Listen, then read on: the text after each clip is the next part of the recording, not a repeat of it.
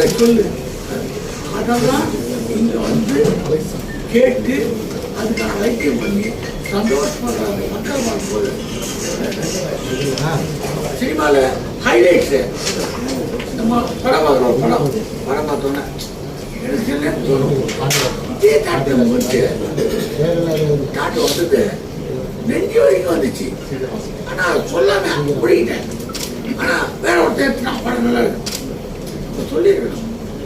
அந்த மாதிரி இந்த மாதிரி விஷயங்கள்ல இது சம்பந்தப்பட்ட விஷயங்கள்ல சொல்ல நினைக்கிறது தோணும், சொல்றது கூச்சமானோம். இதை போய் சொல்றத தப்பா நினைச்சிட்டாங்க, கூச்சப்படாமல் சொல்றதுக்கு அதை இவங்க வந்து அதை தட்டி கொடுத்து சொல்ல கேட்பாங்க. சொந்த வாழ்க்கை சொர்க்கமாக்கிறதுக்கு சார் வந்து எதையுமே எதையுமே சொல்லுவார். அப்புறம் அவர் வாக்கிங் போவோம், நம்மளாம் சந்தோஷப்படுற ஒரு இடம்.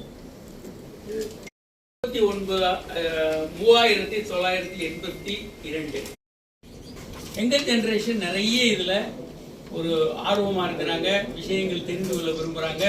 பெண்கள் இதுல உண்மையிலேயே இதை பற்றி தெரிந்து கொள்ளணும்னு ஒரு ஆர்வத்தோட இருக்கிறாங்க. கூச்ச உணர்வு குழப்பங்கள்லாம் இருந்தாலும் கூட அதையும் தாண்டி அவங்க இதுல நிறைய கேள்விகள் கேட்கிறாங்க. கிட்டத்தட்ட பெண்கள் இதுல உங்களுக்கே கொடுத்துருக்கோம். பெண்கள் வந்து 2310 பேர் கேள்விகள் கேட்டிருக்காங்க. நிறைய பேர் இதுல என்ன மாற்றம்னா, பெண்களுடைய உச்சகட்டம் அதை சரி செய்யக்கூடிய பெண்களுக்கான வயகர் அது இன்னும் இந்தியாவுக்கு வரல. பிளிஃபான்சரின் என்ற மாத்திரையும் வைலிசி என்ற இன்ஜெக்ஷன் இருக்கு. அந்த இன்ஜெக்ஷன் போட்ட ஒரு அரை மணி நேரத்தில் பெண்களுக்கு செக்ஸ் ஆர்வம் நல்லா இருக்கும், செக்ஸும் நல்லா இருக்கும். பிளிஃபான்சரின் என்றது வாய்வழி மாத்திரை, அதையும் எடுத்துக்கலாம், அதை தொடர்ந்து டெய்லி எடுத்துக்கலாம். அந்த மாதிரியாக மருந்துகள் இருக்கு. ஆனால் அது இந்தியாவில் இன்னும் வரல, அந்த பேட்டன்ட் ரைட் பிரச்சனைனால. அதனால பெண்களுக்கான பிரச்சனைகள் நிறைய இருக்கு, அதை இன்னும் அட்ரஸ் பண்ணணும். பெண்களுக்கு உடல் உறவின் போது வலி, அவங்களுக்கான சந்தேகங்கள் இன்னும் பெரிய அளவுக்கு தெரியல. அதனால நாங்கள் என்ன சொல்றோம்னா, பாலியல் கல்வி கொடுத்தோம்னா பெரும்பாலான சந்தேகங்கள் தீர்ந்துடும். பெரும்பாலானவங்க இன்னும் கொஞ்சம் தெளிவாக இருப்பாங்க, இன்னும் கொஞ்சம் அவங்களுக்கு ஒரு ரெஸ்பான்சிபிளான பிஹேவியரோட வாழ்க்கையை நடத்த முடியும், செக்ஸை இன்னும் என்ஜாய் பண்ண முடியும். கடந்த காலங்களில் இந்த பிரச்சனை கொஞ்சம் கொஞ்சம் ஒரு 12-13 வயதுல திருமணமாகி 14 வயதுக்குள்ள முதல் குழந்தை பெற்றவங்க இப்ப நம்ம கண்ணு முன்னால வாழ்ந்தவங்க. ஆனா இந்த ஜெனரேஷன்ல அது நல்ல ஒரு மாற்றம் தான். 20-25 ஆச்சு. இப்ப அது தாண்டி போய் 30-35 போகும். நான் போன வாரம் வந்து கொரியால இருந்தேன். கொரியால மிகப்பெரிய ஒரு ஆர்டிகிள் வந்தது. கொரிய பெண்கள் 40-45 வயது வரைக்கும் திருமணம் பண்றதில்லை, திருமணத்தில் இருக்க சிக்கல்கள்னால அவங்க திருமணமே பண்றதில்லை அப்படின்ற அளவுக்கு அது ஒரு மிகப்பெரிய ஒரு அந்த நாட்டினுடைய பிரச்சனையாக அதை கருதுறாங்க. அப்போ அதுக்கு நிறைய தீர்வுகள் அவங்க சொல்லிக்கிட்டு இருக்காங்க. இதுல செல்போன் நமக்கு இன்னைக்கு எல்லாருக்கும் பல்வேறு வசதிகளை கொடுக்குது. அது ஒரு உள்ள நம்ம டிரான்சாக்ஷன் பண்ணலாம், நடக்க ஆரம்பிச்சோம்னா ரிலேஷன்ஷிப் வந்து ரொம்ப நல்லாகும். இந்த சிக்கல்கள் இருக்காது. இப்ப என்ன சிக்கல்னா, போன ஜெனரேஷன் வந்து எங்க அம்மா வேலை செஞ்சவங்க இல்லை, அவங்க வந்து அப்பாவை டிபெண்ட் பண்ணி இருந்தாங்க, அப்பா சொன்னதை கேட்டு வளர்ந்தாங்க. இந்த ஜெனரேஷன்ல பொண்ணு வேலைக்கு போறாங்க, பொண்ணுடைய அந்த ரோல் மாறி இருக்கு. ஆனா அந்த விதிமுறைகள், அந்த ரூல், சமுதாய ரூல் இன்னும் மாறல. கணவனுக்கு கட்டுப்பட்டு இருக்கணும், பொண்ணு பார்க்கும் போதே கணவனோட உயரம் கம்மியா இருக்கணும், படிப்பு கம்மியா இருக்கணும், பல்வேறு விஷயங்கள் நம்ம கொண்டு வரோம். கணவனுக்கு கட்டுப்பட்டு இருக்கணும். இந்த சொசைட்டியினுடைய பெண் ரோல் மாறினாலும் அந்த விதிமுறைகள் இன்னும் மாறல. அந்த சிக்கல்கள் உள்ள ஒரு நேரத்துல இப்ப திருமண வாழ்க்கை மாட்டிக்கிட்டு இருக்கு. அமெரிக்கா போன்ற நாடுகள் 2 பேரும் சமமா இருக்காங்க, 2 பேரும் வீட்டு வேலையை ஒன்னா செய்யறாங்க, எல்லாம் இருக்கு. ஆனா இந்தியா போன்ற நாடுகள் இன்னும் ஆபீஸ்ல வேலை செஞ்சாலும் பெண்கள் தான் வீட்டு வேலைகளை செய்யற மாதிரி ஒரு சிக்கலான நெருக்கடியான ஒரு காலகட்டத்தில் வாழ்றோம். அதனால உலக சுகாதார நிறுவனம் இந்த வருடம் இந்த செக்ஷுவல் ஹெல்த் டே அன்னைக்கு அவங்க தீம் வந்து ரிலேஷன்ஷிப். போன வருடம் வந்து கன்சென்ட் இல்லாம தொடுறது, தவறாக நடத்துறது, இதெல்லாம் வந்து பெரிய முக்கியத்துவம் கொடுத்திருந்தாங்க. இந்த வருடம் உறவு, ரிலேஷன்ஷிப் தான் அவங்களுடைய முக்கியமான தீம் இந்த செக்ஷுவல் ஹெல்த். அதனால் உலக சுகாதார நிறுவனமும் வேர்ல்டு செக்ஷுவல் ஹெல்த்தும் சேர்ந்து இந்த விஷயங்களை உலகம் முழுவதும் பரப்ப முயற்சி பண்ணுறாங்க. செக்ஷுவல் ரைட்ஸ் கமிட்டியில் உலக பாலியல் மருத்துவர்கள் சங்கத்தில் ஒரு மெம்பராக இருக்கேன் நான். அதுக்காகவே அதுக்கு ஒரு முக்கியத்துவம் இருக்குது. ஆண்களுக்கும் பெண்களுக்கும் சமமாக நடத்தப்படணும், உலகம் முழுவதும் அந்த சமநிலை இருக்கணும், உறவுகளும் நன்றாக இருக்கணும், குடும்ப உறவுகளும் அப்படின்றதான் உலக பாலியல் நல சங்கத்தினுடைய விருப்பம். அதற்கான முயற்சிகளை பெருமளவுக்கு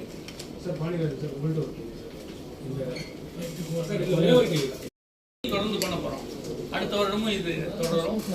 ரொம்ப ஒரு அற்புதமான விஷயம். யார் வேணாலும் கூச்சப்படுறவங்களா இருந்தாலும் நேரம் வர வேண்டியதில்லை. ஒரு போன் எடுத்து அவங்களுடைய சந்தேகங்களை கேட்கலாம். பெருமளவுக்கு இது வளர்ந்துள்ளது.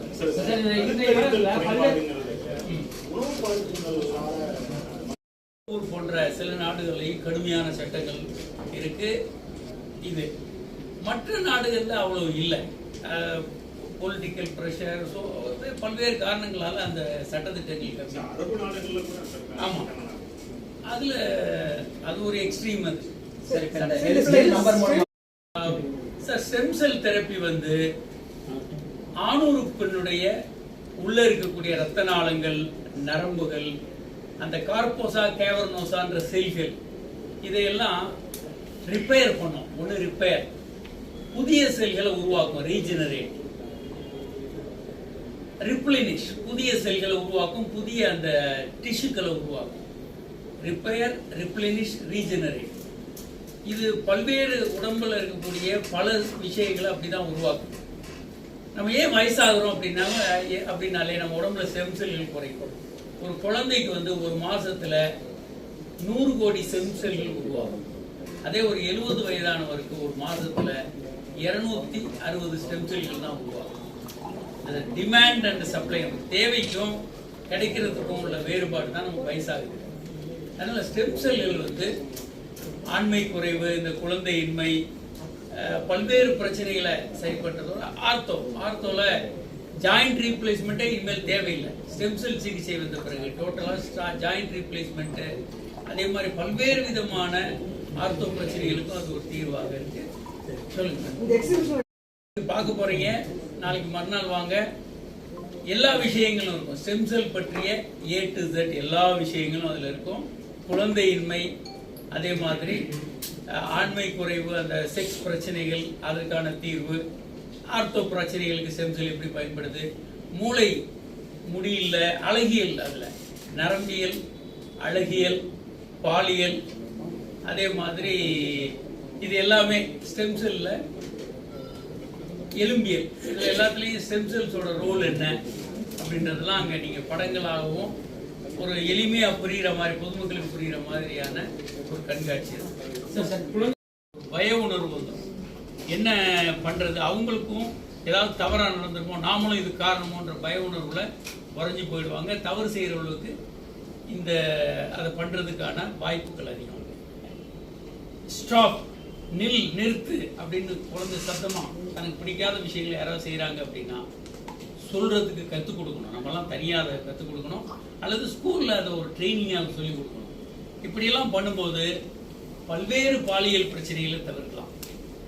நம்ம இப்போ கல்கட்டாவில் நடந்த நிகழ்வுகள்லாம் ரொம்ப துயரமான சம்பவம் அது. அதே மாதிரி இப்போ பாலியல் புகார்கள் அங்கங்கே வந்துக்கிட்டே இருக்கு. திரையுலகத்தில் வந்துக்கிட்டு இருக்கு, இப்போ தெலுங்கு திரையுலகத்தில் இப்போ வந்துருக்கு. இன்னைக்கு எல்லாம் கடுமையாக வந்துருக்கு. இது எல்லாம் நான் ஒரு டெமோக்ரட்டைஸ் பண்ணாமல், எஜுகேட் பண்ணாமல் கொண்டு போய்கிட்டே இருக்கும். ஒரு இலைமறை காயாக அப்படியே கொண்டு போய்கிட்டு அதை அட்ஜஸ்ட் பண்ணிக்கிட்டே போகிறதுனால இந்த பிரச்சனைகள் ரொம்ப பெருசாக போகுது. இதை மனம் திறந்து பேசுறது, சில விஷயங்களை எல்லாருக்கும் எஜுகேட் பண்ணுறது, தவறுகள் யாராவது பண்ண ஆரம்பிச்சாங்கன்னா அங்கேயே நீங்கள் அதை எதிர்த்து நில்லுங்கன்னு சொல்கிறது, அப்படிப்பட்ட ஒரு விஷயங்களை சொல்லி தரும்போது இந்த மாதிரி பிரச்சனைகளை பெருமளவுக்கு நம்ம தவிர்க்க முடியும்.